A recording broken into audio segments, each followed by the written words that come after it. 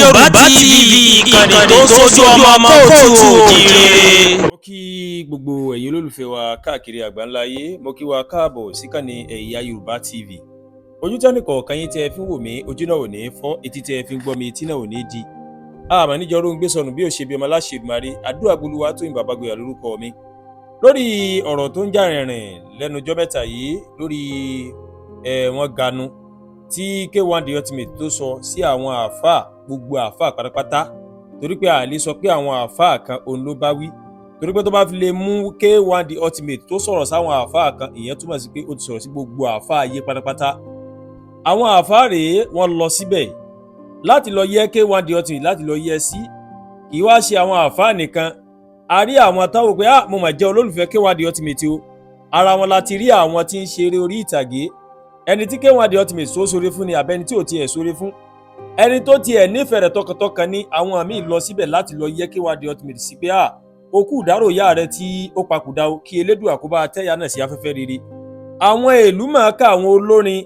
àwọn ọba aláyé, kódà ààrẹ wọ orílẹ̀-èdè wa Nàìjíríà Aṣíwájú Bọ́lá Ahmed Tinubu,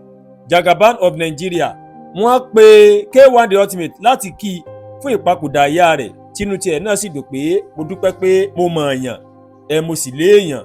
Oríṣiríṣi ìrísí làwọn èèyàn sọ, ṣùgbọ́n ibẹ̀ kọ́ ni mò ń lọ lórí ọ̀rọ̀ tí K1 The Ultimate tó sọ sí àwọn àáfàá pé àwọn àáfàá wa ganu.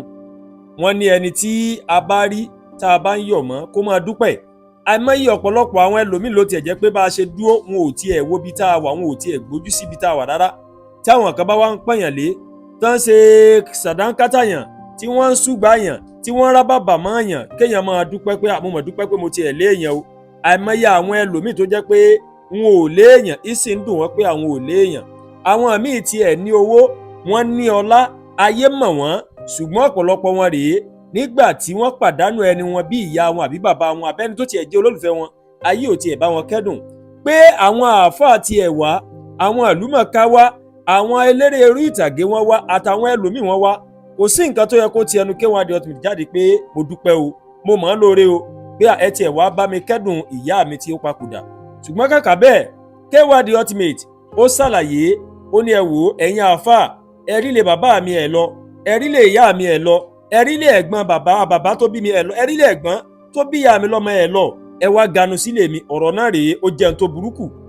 ó jẹun tó burú jù fún K1 The Ultimate láti sọ sí àwọn àáfàá, torí pé Yorùbá rèé, ó jẹ́ àṣà kan tó jẹ́ pé ó sì jẹ́ èdè tó ní àpọ́nlé. Ẹ rí pé bí àpẹẹrẹ téèyàn bá ń sọ èdè Gẹ̀ẹ́sì sí yẹn nísì pé how are you, ìtumọ̀ ni pé báwo ni. Ǹjẹ́ mo lè sọ fún àgbàlagbà pé báwo ni, ẹ ra sà, ṣé dáadáa ni sà? Èèyàn máa fi sàṣàṣà síwájú rẹ̀ láti lè fi ṣe àpọ́nlé àgbàlagbà. Yorùbá rèé, òun ló jẹ́ èdè tó jẹ́ pé ó ní àpọ́nlé. Téèyàn bá ń sọ, èèyàn máa sọ pẹ̀lú àpọ́nlé ni. Kódà kó jẹ́ ọdún méjì ni èèyàn bá gbà lọ́wọ́ yẹn, èèyàn máa fi ṣe sàdánkátà, èèyàn máa fi pọ́n ẹni tó jẹ́ pé jù wá lọ, èèyàn máa fi pọ́n lé ni. Ọ̀rọ̀ tí K1 The Ultimate wá sọ sáwọn àáfàá yìí ó kù díẹ̀ káàtó. K1 The Ultimate dẹ́ẹ̀dẹ́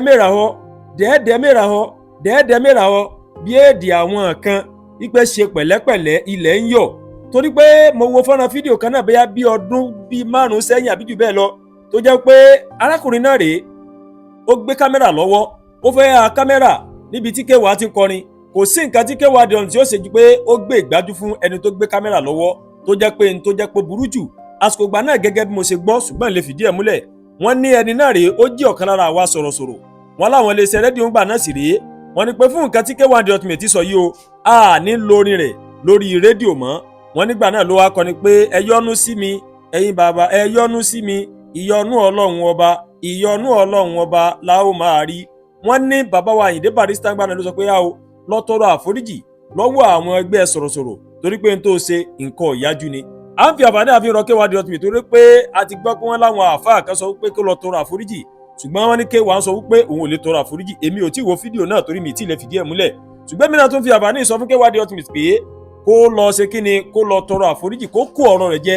torí pé kì í ṣe nǹkan tó dáa. Mo tún wá fẹ́ fi àǹfààní kí tó fi yí àbàrà sọ́dọ̀ àwọn àáfàá. Ẹni àáfàá káfà tó lè lọ, tó bá fi lè lọ síbẹ̀, irú àáfàá rèé, àṣírí rẹ̀ ò lè bò mọ́ láyéláyé. Torí pé tó bá fi lè mú ọ lọ tí K1 bá sọ pé ẹ̀yin kọ́ mò ń bá wì,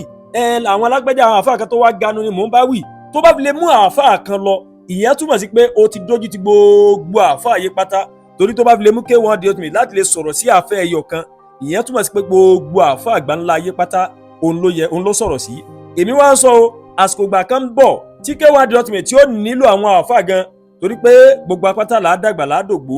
èèyàn sì lè lẹ́nu tó súnmọ́ yẹn àbí kéèyàn tiẹ̀ ní nǹkan tí yẹn fẹ́ ṣe tí yẹn nílò àwọn àfẹ́ àtàn bá mojú tí wọ́n mọra kí wọ́n pa K1 The Ultimate tí ò bá ti lè tọrọ àforíjì tí wọ́n bá pátì òun náà wàá mọ̀ pé yínníyínní kání lè ṣèmí ni ipò yẹ kó dúpẹ́ kò dúpẹ́ kàkà tó yẹ kó dúpẹ́ ó fi ń tàbùkù ẹ̀yin àfáà ni tẹ́ ẹ̀ bá yọjú sí tẹ́ ẹ pátì kó lọ pe àwọn pásítọ̀ àbí kó lọ pa àwọn oníṣẹ̀ṣe kí wọ́n bá a sòkú ìyá rẹ̀ ṣùgbọ́n ibi tó sọ tá a bá rí àfáà ẹyọ kan kódà kó jẹ́ Kùránì lásán ló bá mọ̀